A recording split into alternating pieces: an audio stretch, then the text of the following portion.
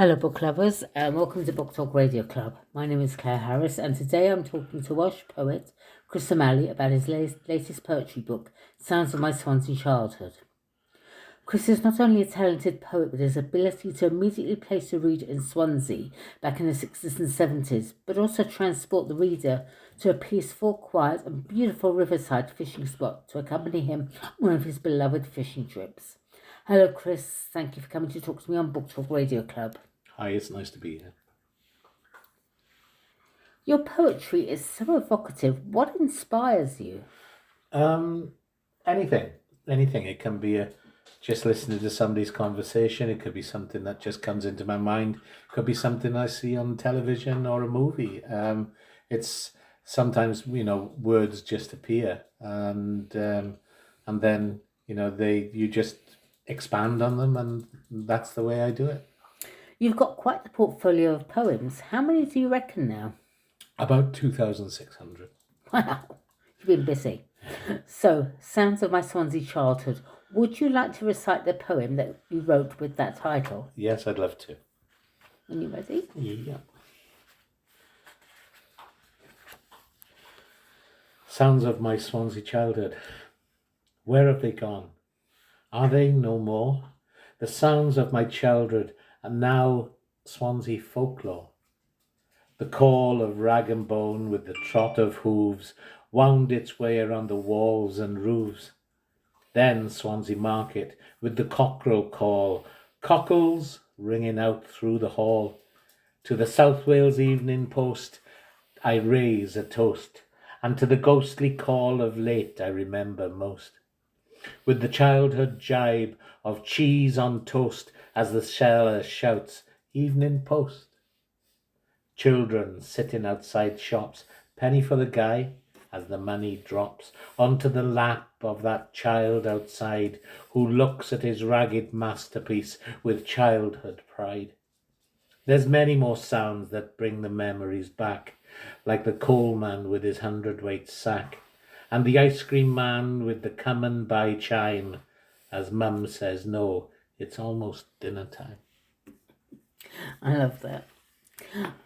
Your poetry has actually been compared favourably to that of Swansea's own son, Dylan Thomas. What is it about his poetry that has stood the test of time?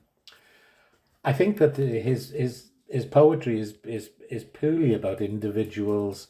It's about, he writes about himself, he writes about his thoughts, he writes about his memories, but also he writes sort of colloquially. He writes about different people. He gives them different names, but you can actually see them yourself when you sort of go into a pub or you walk in the park. I love your poems, Dylan's Ghost, and also A Morning Walk with Dylan.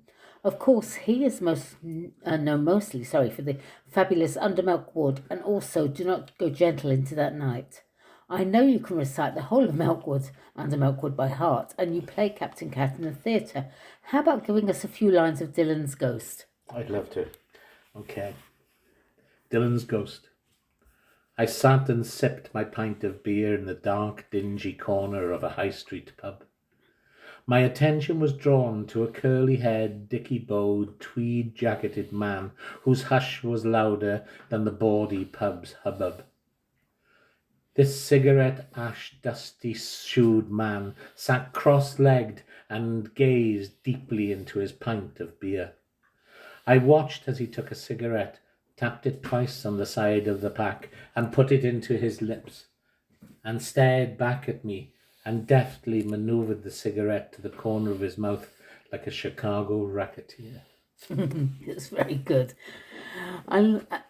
Last Sunday, whoops, nearly got the wrong question there. Last Sunday was Remembrance Sunday, and you recently posted one of my personal favourites called Pictures on a Wall in a Pub in a Valley on Facebook, where the lead-in of the Battle of the Somme is one of the most infamous battles of the First World War. The battle took place between the 1st of July and 18th of November 1916. The battle claimed 19,240 British men on its first day and a total of 125,000 British deaths by November. I'm going to read it out now and give you a rest for a moment, but it won't be with a Welsh accent. Pictures on a wall in a pub in a valley. This is Win. Win was a farmer in a valley so green. This is Di. Di worked down the mine, the strongest man I've ever seen. Lynn, he was a butcher, comedian, and an old soak, but above everything else, a real friendly bloke. Then there is Rob, the baker like no other, and Casanova Steve, another miner and Rob's brother.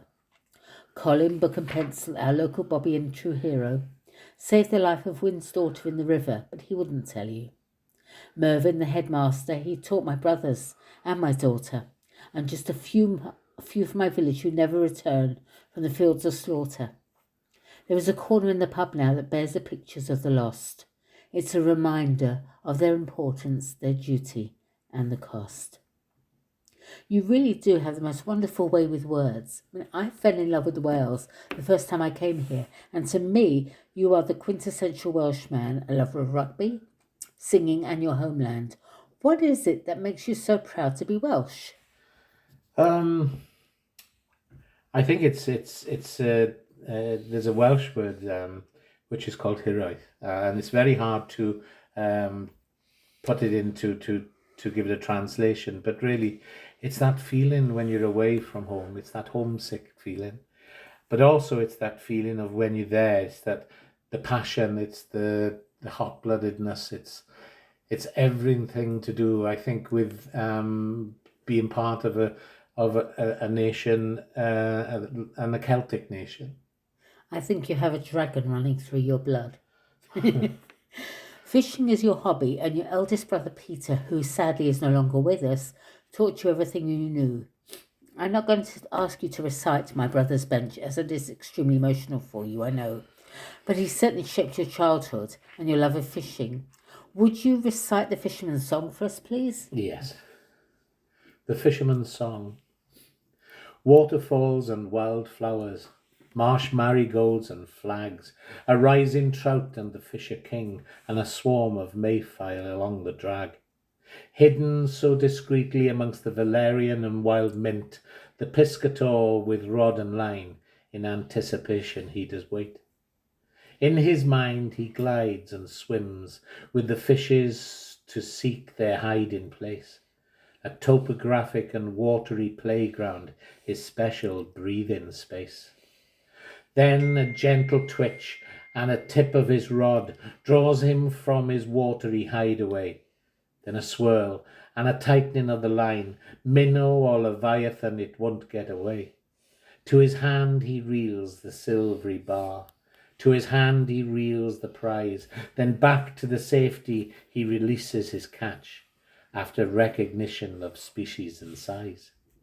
Then back to the loose strife, alder and reed, dipper, mallard and swan, the piscator, having fulfilled his need, silently whispers the fisherman's song.